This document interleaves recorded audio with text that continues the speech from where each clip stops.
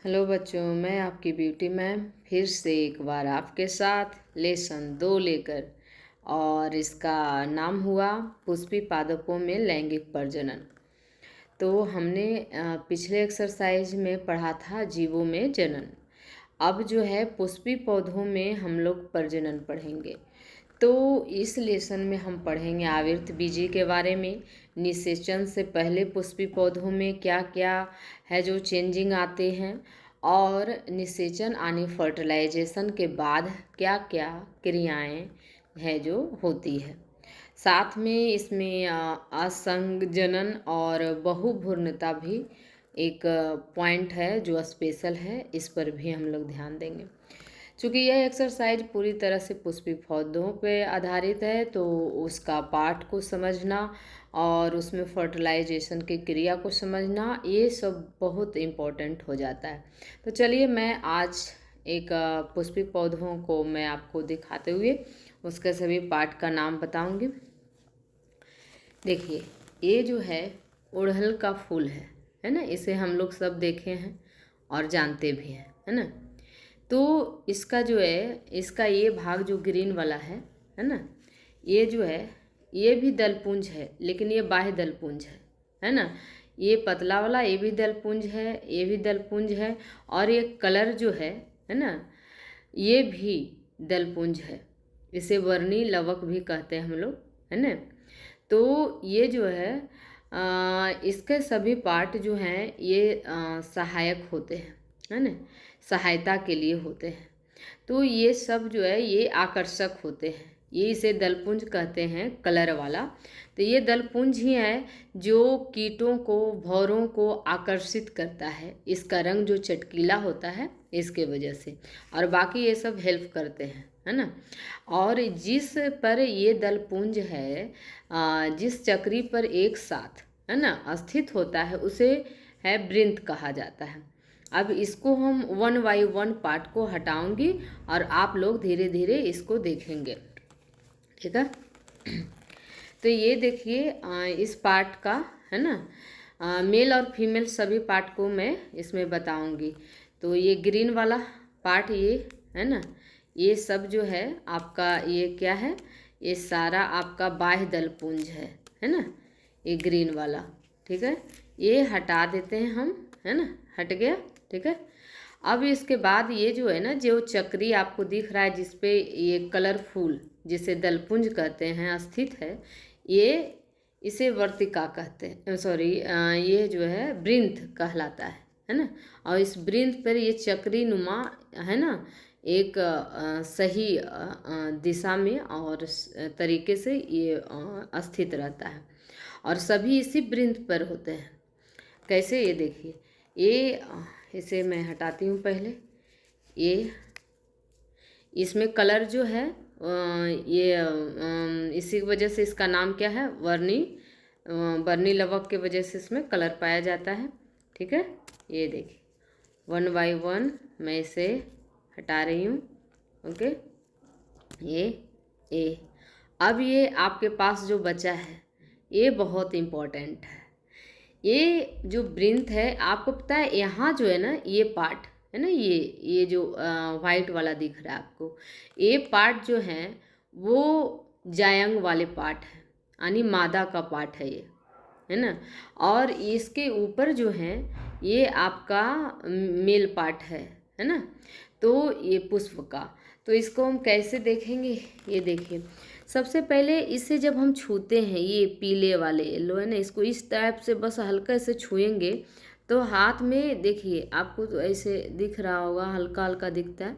आप घर में जाकर भी इसे करिएगा। इसे मकरंद कहते हैं, देखिए दिख रहा है ना, इसे मकरंद कहते हैं। और ये जो मकरंद है ये परागकण है ना, परागकण है, और इसी को भौरा चूसता है। और ये मस्ट इम्पोर्टेंट है, जो पार्ट होते हैं फर्टिलाइज के लिए, है ना। ये आपका नर पार्ट है। तो ये कैसे बनते हैं परागकण? परागकण परागकोश में बनता है। अब परागकोश देखिए, ये जो बहुत ही बारीक और पतला सा ये पार्ट होता है, और इसमें एक गुच्छे सा ये दिख रहा है। इसको माइक्रोस्कोप से आप देखेंगे तो ये दो भागों में फटा हुआ आपको दिखेगा, है ना। इसी में तैयार होते हैं मकरंद, है ना। अब ये मकरंद जो है, इसमें इसे अगर आप हटाइएगा तो आपको इसे इस तरह से, है ना, इस तरह से तो आपको मकरंद मिलेगा, है ना, पतला पतला। इसमें बहुत सारा कलर आता है, किसी का पिंक रहता है, किसी का वाइट रहता है, किसी का येलो रहता है ना, ऐसा कलर। तो पॉइंट क्या है? पॉइंट है ये जो मकरंद तैयार होते हैं, जिसे हम कहते हैं परागकण, है ना। एक बात आप ध्यान रखिएगा, है ना, कि परागकण और परागन में अंतर होता है। परागन एक क्रिया है, जबकि परागकण ये मेल पार्ट है ना। तो ये जो है परागकण है, अभी हम कण बोल रहे हैं, ठीक है। तो ये परागकण है, ये तैयार परागकोश में होता है। ये परागकोश जो बड़ा सा दिख रहा है, पीला पीला वो दिख रहा है आपको, ये परागकोश है। इसमें काफ़ी बारीक होती है परागकण, है ना। और वो इसमें जब ये तैयार होता है ना, तब ये पहुंच जाता है यहाँ वर्तिका। ये देखिए 5 दिख रहे होंगे आपको, मैं इसे दिखाती हूँ, देखिए, है ना। ये 5 जो हैं ये दिख रहे हैं आपको, ये रेड रेड है ना, ये 5, ये जो है ये है यहाँ अंकुरित होता है ये परागकण। अब ये परागकोश से यहाँ ये 5 वर्तिका तक पहुँचते हैं, और ये वर्तिका तक पहुँचने पर ये अंकुरित होते हैं। लेकिन ये परागकण जो है परागकोश से हटकर वर्तिका तक पहुँचने की क्रिया परागन कहलाती है। और ये जो कण होते हैं, जो ये आपको ये परागकोश में तैयार होते हैं, ये परागकण है। और परागकोश से परागकण जब वर्तिका तक पहुंचता है तो इस क्रिया को हम परागन कहते हैं। तो उम्मीद है आप मेल पार्ट को अच्छे से समझे होंगे। अब देखिए इसके अगले ऐसे हम हटाते हैं अब, है ना, क्योंकि आप लोग समझ गए हैं परागकण और परागन का मतलब, और साथ में आप समझ गए हैं परागकोश को भी। तो अब इसे हम हटाते हैं, ठीक है, ठीक है। अब ये देखिए आपको ये सीधा आपको दिख रहा है ना, और इसके देखिए ये 5 है ना कण दिख रहे हैं, है ना ये, और यहीं पर परागकण आके अंकुरित होता है। और इसमें एक और ट्विस्ट है, क्या है? देखिए आप लोग स्वपरागन और परपरागन भी पढ़ेंगे। स्वपरागन क्या होता है? जब इसी के परागकोश से परागकण, जब वो पुष्प 2 लिंगी होते हैं, है ना, तो वो इसमें क्या होता है, परागकोश से जब परागकण निकलते हैं, है ना, और उस समय वर्तिका, अगर वर्तिका का मुंह ओपन रहा तब तो वो अपने ही पुष्प के परागकण से है जो अथी फर्टिलाइज हो जाते हैं। लेकिन अगर सपोज दैट वर्तिका जो है ओपन नहीं है ना, जब वर्तिका ओपन नहीं है उस समय परागकोश, है ना, परागकण को तैयार करके है जो ये फट जाता है थैली, और ये हट जाता है, ख़त्म हो जाता है। उस समय जब वर्तिका ओपन होता है उस समय ये परागकोश झड़ जाता है ना। तो ऐसे में कुछ पुष्प हैं जो आधे घंटा के लिए, कुछ 10 मिनट के लिए, कुछ तो कुछ सेकंड के लिए ही असरदार होते हैं परागकण। बाकी ये जो है ज़्यादा लंबे समय तक ये अपना प्रभाव को ख़त्म कर देते हैं, नष्ट हो जाते हैं। तो ऐसे में तुरंत ये परागकोश से जो है निकलते हैं परागकण, तो ये परागन क्रिया के थ्रू है जो पहुँचते हैं वर्तिका तक। तब तो अगर वर्तिका ओपन है तो अंकुरित हो जाती है और उससे फर्टिलाइज हो जाती है खुद के ही पुष्प से, तब वह स्वपरागन कहलाएगा। लेकिन अगर बाई चांस यह जो है परागकोश है ना, उससे जो परागन निकल रही है और जब वर्तिका जो है ओपन है, ये दोनों अलग अलग टाइम में हो गई, तो निश्चित रूप से ना तो परागकण उसका पुष्प का खुद का पुष्प का परागकण जो है वो उससे फर्टिलाइज नहीं होगी, यानी निषेचित नहीं होगी, तो वो दूसरे पुष्प का पराग कण का इस्तेमाल करेगी।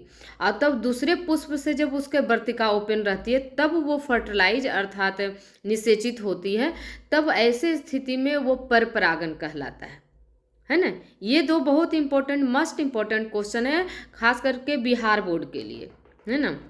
बोर्ड में निश्चित रूप से आपको देखने को मिलेगा पर परागण, स्वपरागण और परागकण और परागण की क्रिया, है ना। ये सब बहुत इंपॉर्टेंट है, 2 नंबर का ही पूछेगा आपको, लेकिन ये इंपॉर्टेंट है। अब चलिए इसका ऑपरेशन करते हैं। तो ये देखिए, ये जब हम हटाएंगे तो इसको है ना, इसको कहते हैं तंतु हिंदी में, लेकिन इसे अंग्रेजी में हम लोग है जो क्या फिलामेंट बोलते हैं, है ना। इसको बहुत ही बारीकी और सावधानी से अगर हम इसको हटाएंगे तभी वो तंतु हमको दिखेगा, है ना। तो इस फिलामेंट को हमको ओपन करने के लिए हमको बहुत सावधानी से इसको हटाना होगा, है ना।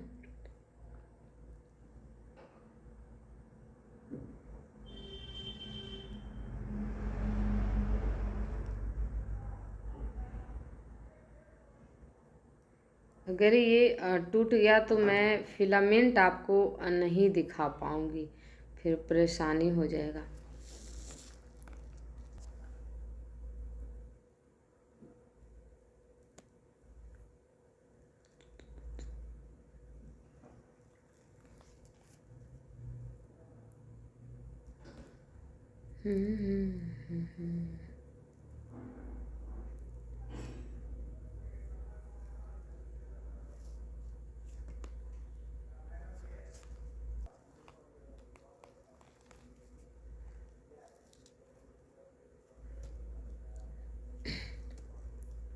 देखिए ये इसको हम निकाल रहे हैं, है ना। अब ये जो दिख रहा है आपको, ये है फिलामेंट जिसको हम तंतु कहते हैं। जब फर्टिलाइज होता है यहाँ पर ये फर्टिलाइज होने से पहले अंकुरित होता है वो, है ना, परागन। और ये जो परागन की क्रिया के थ्रू है, जो परागकोश से परागकण आते हैं तो यहाँ अंकुरित होता है। अंकुरित होकर ये फिलामेंट के द्वारा, है ना, यहाँ आता है ना। और यहाँ कौन सा पार्ट है आपका, यहाँ पर अंडाशय है ना, ओवरी है जिसे हम कहते हैं, है ना। और सपाट जो है जायंग जिसे हम कहते हैं मुख्य रूप से, ये पुष्प का है जो फीमेल यानी मादा भाग यहाँ पर मिलेगा। और तब यहाँ आकर फर्टिलाइज होता है वो, उससे पहले वो सिर्फ अंकुरित होता है यहाँ। तो अब अभी इसमें एक जो है एक स्तर और इसका निकलेगा, है ना।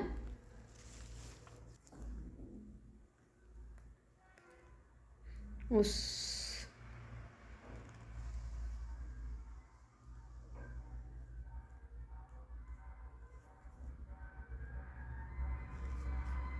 ये देखिए, ओह टूट गया सर। ये ना भाग, ये फिलामेंट था, ठीक है, इसके द्वारा ये आते हैं अंकुरित होकर परागकण, ठीक है।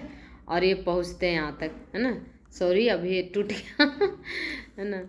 चलिए अब हम जो है जायंग को हटाएंगे, ठीक है। देखिए इसे हटाएंगे तो ओवरी मिलेगा, है ना।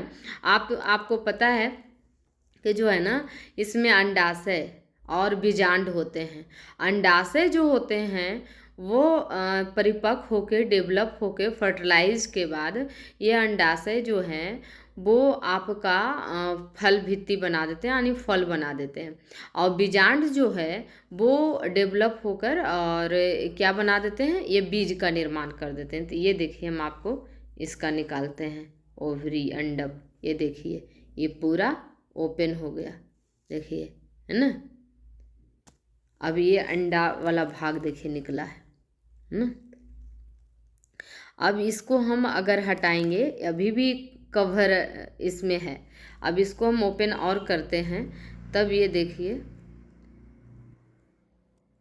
सूजी के कण जानते हैं ना, बिल्कुल वैसा सामान। ये देखिए महीन महीन दाने निकल रहे हैं, ये देखिए, देखिए, देखिए।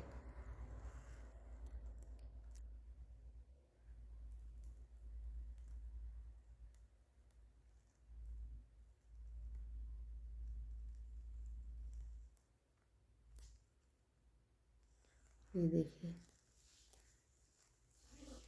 है ना। ये सब दाना है, महीन महीन, बिल्कुल सूजी के समान है एकदम, है ना। देखिए, है ना, ये कण महीन में, ये सब अंडा है ना। ये डेवलप होके अंडा से जो है, ये ऊपर वाला भाग जो हम इस कवर हटाएं, ये फल का निर्माण कर देता है, ये अंडा से हो गया। और इसको हटाते हैं अगर, तो ये फिर हमको क्या मिलता है, बीजांड मिलता है। और यह जो है वो बीज का निर्माण करता है ना।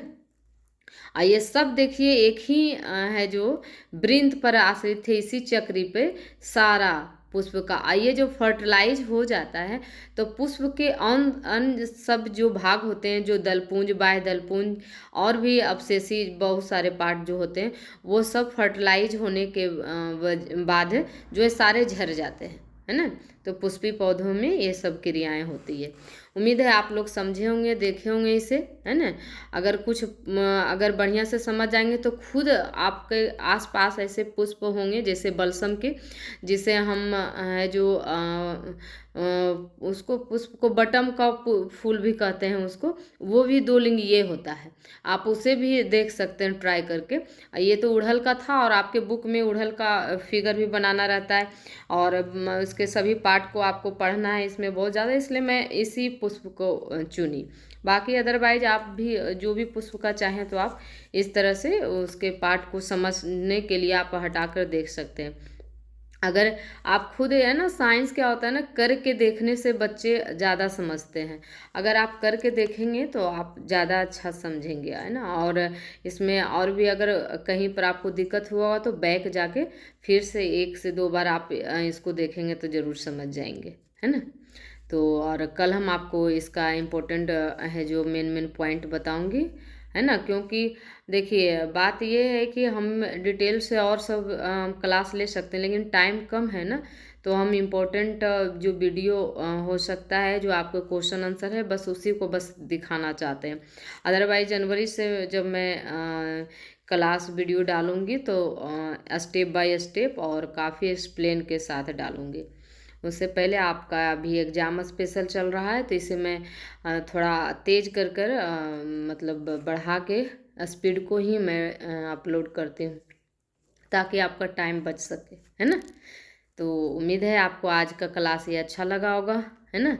अगर अच्छा लगे लाइक कीजिए, सब्सक्राइब कीजिए और इसे शेयर कीजिए। Okay, bye.